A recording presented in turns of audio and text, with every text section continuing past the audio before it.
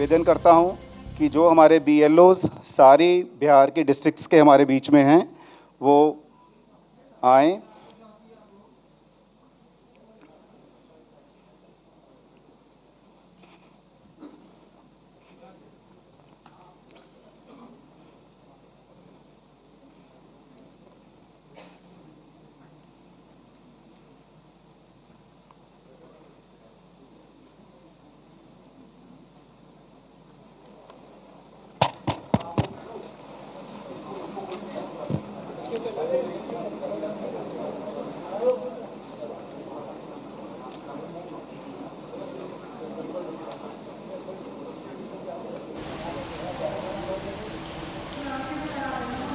So these are BLOs or the booth level officers who have been the key as far as the Election Commission's SIR exercise is concerned.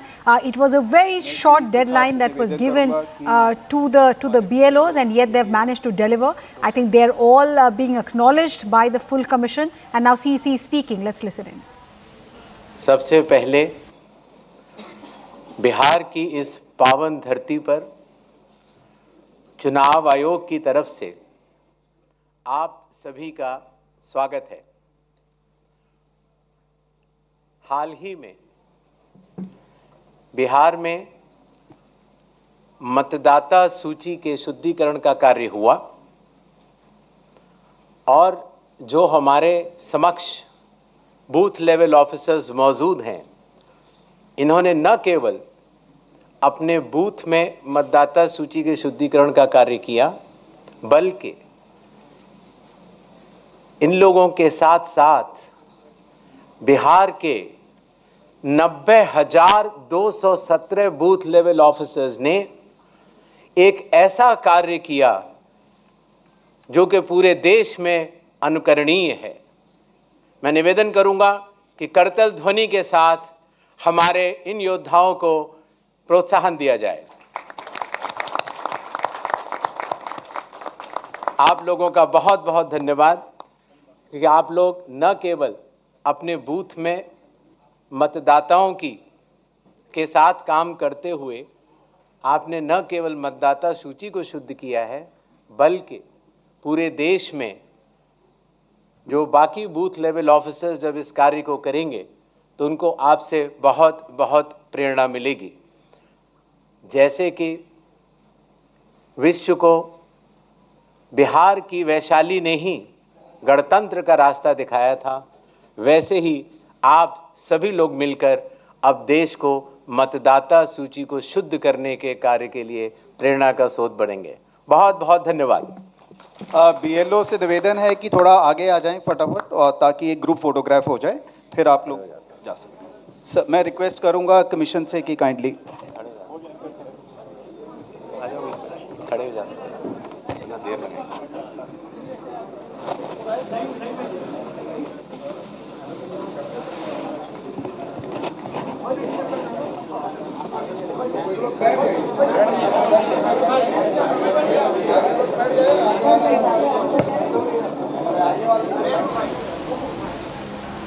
So like I was telling you, the booth level officers of the Election Commission who have played a very significant role in completion of the special intensive revision of Bihar voter list. They're all being acknowledged for their effort. The group photograph is underway. SIR in Bihar was a key test for the Election Commission. Opposition had moved the Supreme Court against this, and Election Commission had made it clear that after Bihar there will be a pan-India SIR exercise as well. So these BLOs were in a way central to Election Commission's plan for Bihar and for the rest of the country, and therefore Gyanesh Kumar, the Chief Election Commissioner, acknowledging their efforts and the way they have delivered within the short deadline, ensure that the documentation was followed, ensure that all eligible voters were added to the voter list, and those who are doubtful, who can still appeal to the senior election commission officials before election, but their names have been left out. CEC speaking once again. Let's listen. Sir, Shri Gyanesh Kumar ji से निवेदन करता हूं कि वो अपना वक्तव्य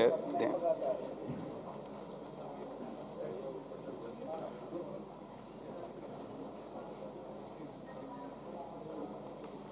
honourable Bharat के निर्वाचन आयुक्त डॉक्टर सुखबीर सिंह संधू जी, ऑनरेबल डॉक्टर विवेक जोशी, भारत के निर्वाचन आयोग के वरिष्ठ अधिकारियों की टीम, बिहार के chief electoral officer Shri Vinod Gunjiyal ji और बिहार की इस पावन भूमि के हमारे मीडिया सहकर्मी, हम सबसे पहले भारत के सभे मतदाता के अभिनंदन करतानी आ विशेष गहन पुनरीक्षण अभियान SIR के सफलतापूर्वक संपन्न करावे खातिर रउआ सभे के कोटि कोटि आभार आ धन्यवाद जतावत बानी। भारत निर्वाचन आयोग की तरफ से बिहार के सब मतदाता सभक अभिवादन करैत छी।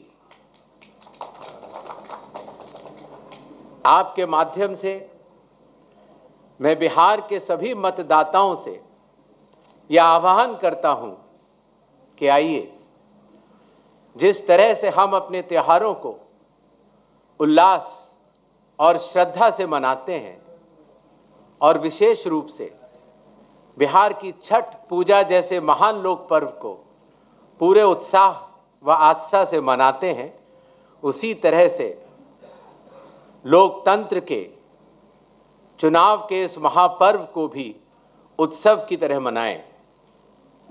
अपनी भागीदारी सुनिश्चित करें, जिम्मेदारी निभाएं और मतदान अवश्य करें। अपना भागीदारी पक्का करी, जिम्मेदारी निभाएं, आप वोट जरूर करें। धन्यवाद। अब हम आपके समक्ष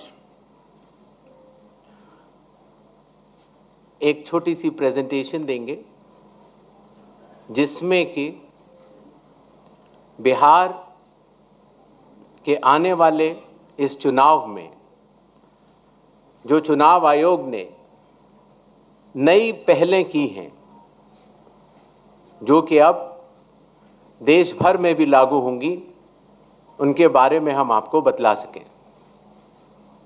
नेक्स्ट। बिहार में 243 जनरल कॉन्स्टिट्यूएंसीज हैं, ST 2, ST 38। नेक्स्ट। बिहार के विधानसभा की कालावधि 22 नवंबर तक समाप्त हो रही है और उसके पहले ही चुनाव संपन्न होंगे। पूरी चुनाव आयोग की टीम पिछले 2 दिनों से बिहार में है। हालांकि इसके पहले भी हमारे वरिष्ठ अधिकारी पूरे बिहार का दौरा कर चुके हैं। आने के बाद सबसे पहले चुनाव आयोग ने बिहार की सभी मान्यता प्राप्त राजनीतिक दलों के साथ बैठक की। बिहार के सभी DM, SP, SSPs, IG, DIGs, commissioners के साथ साथ सभी एनफोर्समेंट एजेंसीज के हेड और नोडल ऑफिसर्स के साथ भी मुख्य निर्वाचन अधिकारी Bihar, state police nodal officer और CAPF के नोडल अधिकारियों के साथ बैठक की और उसके बाद बिहार के मुख्य सचिव, बाकी सचिव के साथ भी बैठक हुई, DGP से के साथ बैठक हुई और अब हम आखिरी चरण में हैं। जो सब कुछ हुआ उसका ब्यौरा आपको देकर फिर हम लोग वापस दिल्ली प्रस्थान करेंगे। नेक्स्ट।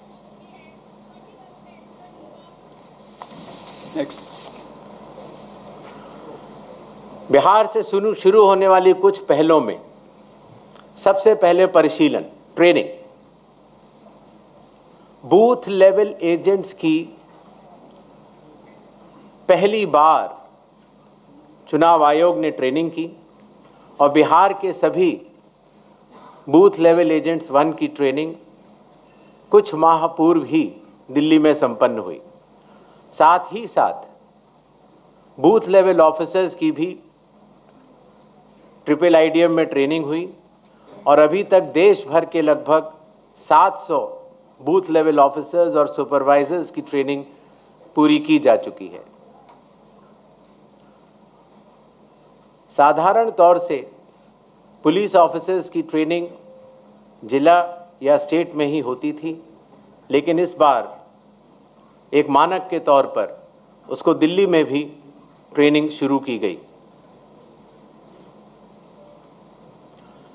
मतदाता सूची, इसमें सबसे बड़ी पहल रही विशेष गहन परीक्षण अर्थात स्पेशल इंटेंसिव रिवीजन। ये कार्य 24 जून 2025 से शुरू हुआ और कालावधि पूर्ण होने से पहले ही समयबद्ध तरीके से सभी मतदाताओं के सहयोग के साथ समाप्त हुआ। जो बूथ लेवल ऑफिसर्स, निर्वाचक पंजीयक अधिकारी जो इतनी मेहनत के साथ ये कार्य करते हैं, उनके मानसिक मोटिवेशन के लिए उनका रिन्यूमरेशन भी बढ़ाया गया। काफ़ी वर्षों के बाद ये पहली बार हुआ और ख़ास तौर से ईआरओज़ और एईआरओज़ को पहली बार ऑनरेडियम देने की व्यवस्था की गई। पहले ये बात सुनने में आती थी कि वोटर कार्ड मिलने में बहुत देरी होती है, इसलिए चुनाव आयोग ने वोटर कार्ड के वितरण की हर चरण की एनालिसिस करते हुए अब उसको 15 दिन के अंदर हमारे मतदाता को मिल जाए, ऐसी व्यवस्था की। बूथ लेवल ऑफिसर्स को जब वो मतदाता के पास जाएं तो मतदाता उनको सुगमता से पहचान पाएं, इसलिए बूथ लेवल ऑफिसर्स के लिए भी फोटो आईडी कार्ड्स शुरू किए गए। कंडक्ट ऑफ इलेक्शंस, विकास की गति के साथ चलते हुए हर जगह ये समस्या मतदाता लोग बताते थे कि कई बार जब लाइन में खड़े होते हैं तो मोबाइल की आवश्यकता पड़ती है। आजकल मोबाइल कोई नहीं छोड़ना चाहता, तो इसलिए बूथ के कमरे के ठीक बाहर मोबाइल जमा कर अपना वोट देने के बाद ठीक बाहर आएं और अपना मोबाइल ले जाएं। ऐसी व्यवस्था की ट्रायल की जा चुकी है पिछले बाई इलेक्शंस में और बिहार में ये पूरे राज्य में लागू होगा, सभी 90,000 पोलिंग बूथ पर। फिर एक बात ये भी समझ में आई कि जो मतदाताओं को वोटर इंफॉर्मेशन स्लिप दी जाती है, जिससे कि उनको पता लग जाए कि ये बूथ कहाँ पर है और अगर चाहें तो पहले भी जाके देख सकते हैं, उसमें बूथ की संख्या और पता बड़े फॉन्ट में, अगर आप देखेंगे इसमें तो लाल रंग से उसमें चौकोर किया हुआ है, तो बड़े फॉन्ट पर आप दूर से ही देख सकते हैं, जिससे कि आप अपने मतदान केंद्र में बड़ी सुगमता के साथ जा सकते हैं। इलेक्शन कमीशन ने टेक्नोलॉजी का सहारा कई वर्षों से लिया हुआ है। धीरे धीरे करते करते लगभग 40 एप्लीकेशंस बन चुकी थी, जिसको कि हर मतदाता को या स्टेक होल्डर को बार बार अलग अलग लोड करना पड़ता था। इसलिए सबको मिलाकर एक कंप्यूटर प्लेटफॉर्म तैयार किया गया, जिसका नाम है one stop digital platform ECI net. इसका प्रोग्रेसिव इम्प्लीमेंटेशन अभी जारी है और बिहार में इसको लागू भी किया जाएगा और इसके बाद भी अगर कोई काम बचेगा तो उसको पूर्ण करेंगे। कई बार ये बात भी आती थी कि चूंकि पोलिंग स्टेशंस पर मतदाताओं की संख्या 1500 या उससे अधिक हो जाती थी, तो बहुत लंबी लंबी क्यूज लग जाती थी और ख़ास तौर से आखिरी घंटों में क्यू को मैनेज करना मुश्किल भी हो जाता था। इसलिए चुनाव आयोग ने संयुक्त निर्णय लिया कि अब बिहार से शुरू होकर पूरे देश तक किसी भी मतदान केंद्र में 1200 से ज़्यादा वोटर नहीं होंगे, जिससे कि वोट डालने में हमारे मतदाताओं को सुविधा मिले। कानून के अंतर्गत कैंडिडेट्स पोलिंग बूथ के कुछ दूरी के बाहर अपने बूथ्स लगाते हैं। कई बार वो लोग भी मतदाताओं को सहूलियत देने के लिए उनका मार्गदर्शन करते हैं कि आपका बूथ ये वाला है या उस कमरे में है। तो पहले ये काफ़ी दूर लगाने की अनुमति होती थी, अब 100 मीटर की दूरी पर पोलिंग स्टेशन से हर प्रत्याशी अपने बूथ लगाने के लिए स्वतंत्र है। पहले ये बात भी आती थी कि जो वेबकास्टिंग है, जो पोलिंग बूथ के अंदर जो वेबकास्टिंग होती है, वो कहीं 50% या कम से कम 50% या 60% बूथों पर होती थी, और अब बिहार से शुरू होकर पूरे देश में जब भी चुनाव होंगे 100% वेबकास्टिंग हर पोलिंग स्टेशन पर की जाएगी। कई बार प्रत्याशियों ने ये बात कही कि जब ईवीएम पर जो बैलेट पेपर या कागज़ लगता है उसमें जो उनकी फ़ोटो आती है वो ब्लैक एंड वाइट होती है, और इसलिए मतदाता को पहचानने में कई बार दिक्कत हो जाती है। हालांकि चुनाव चिन्ह तो रहता है, और साथ ही साथ ये भी बात आई कि सीरियल नंबर भी बड़ा होना चाहिए। तो इसलिए बिहार के चुनाव से शुरू करके पूरे देश में अब सीरियल नंबर का फॉन्ट भी बड़ा होगा, और प्रत्याशियों की फ़ोटोग्राफ वो कलर्ड फोटोग्राफ लगाई जाएंगी। मतगणना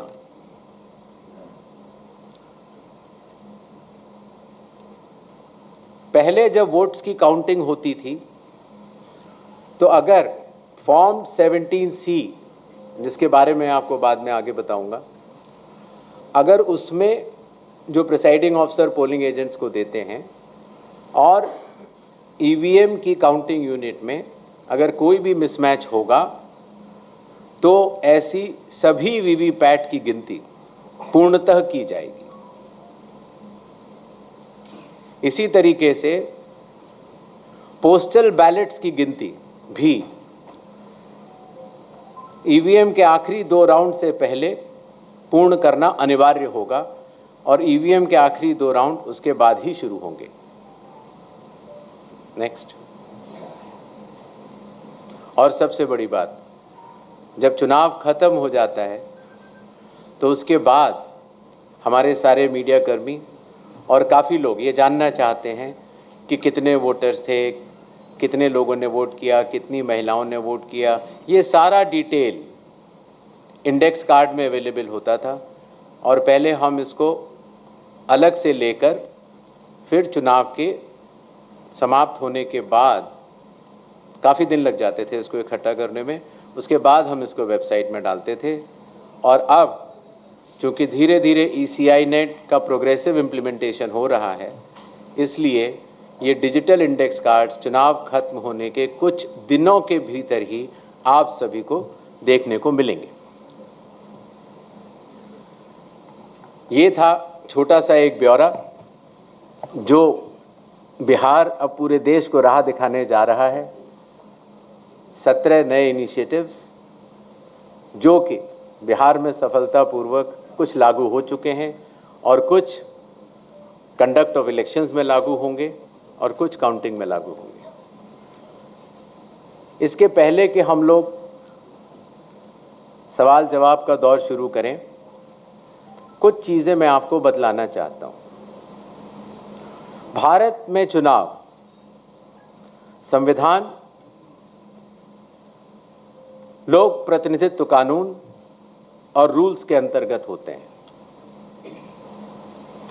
दुनिया की सबसे बड़ी चुनावी व्यवस्था है भारत के चुनाव, और भारत का चुनाव आयोग, और ये व्यवस्था कई चरणों में बटी हुई है। जैसे आपने देखा, मतदान केंद्र स्तर पर बूथ लेवल ऑफिसर, उनके ऊपर इलेक्टोरल रजिस्ट्रेशन ऑफिसर अर्थात ईआरओ अर्थात निर्वाचक पंजीकरण अधिकारी, जो कि एसडीएम स्तर के होते हैं। जो मतदाता सूची होती है उसको बनाने की जिम्मेदारी ईआरओज की होती है। बिहार के 243 हर विधानसभा में एक ईआरओ होता है और उन्होंने मिलकर बीएलओज के साथ मिलकर 243 ईआरओज 90,217 बीएलओज ने मिलकर काफी वर्षों के बाद, लगभग 22 वर्षों के बाद, मतदाता सूची के शुद्धिकरण का कार्य किया। अगर ईआरओ के निर्णय में किसी का मत, किसी का नाम अगर वोटर लिस्ट में ना आ पाए या किसी गलत आदमी का नाम आ जाए, तो इसके ऊपर डीएम के पास अपील होती है, और अगर डीएम के डिसीजन में अगर कोई भी त्रुटि किसी भी मतदाता को लगती है तो उसकी अपील चीफ इलेक्टोरल ऑफिसर के पास होती है। तो इस तरह से विकेंद्रीकृत वैधानिक अधिकारियों के तहत मतदाता सूची बनाई जाती है। इसी तरीके से जब चुनाव होते हैं तो चुनाव आयोग हर विधानसभा के लिए एक रिटर्निंग ऑफिसर को नियुक्त करता है, जिसका कार्य होता है अपने विधानसभा में चुनाव कराना, और जो भी उसका रिजल्ट आता है वो रिटर्निंग ऑफिसर प्रख्यापित भी करते हैं और चुनाव आयोग के